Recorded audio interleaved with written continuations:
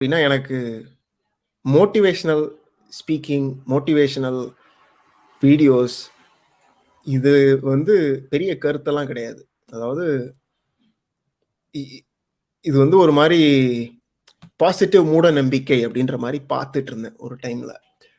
ஏன்னா சும்மா வந்து இன்ஸ்பயர் பண்ணணும், சும்மா வந்து பாசிட்டிவா பண்ணலாம் அப்படின்லாம் சொல்றது ஒரு முட்டாள்தனமான விஷயம். உங்களால முடியும் அப்படின்னு சில பேர் சொல்லுவாங்க. You can do anything, never quit அப்படிலாம். பட் அது வந்து இந்த சேனலோட இது கிடையாது. So the reason I think why இது இன்ஸ்பைரிங்காக இருக்கலாம், மோட்டிவேஷனலாக இருக்கலாம் அப்படின்னு நான் நினைக்கிறேன். அப்படின்னா நான் உண்மையாகவே எக்ஸ்பீரியன்ஸ் பண்ண சில அபண்டன்ஸ் இருக்கு.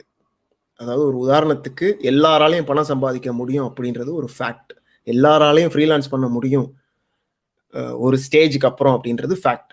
ஸோ இது வந்து இட்ஸ் நாட், இது வந்து மூட நம்பிக்கை அப்படிலாம் கிடையாது.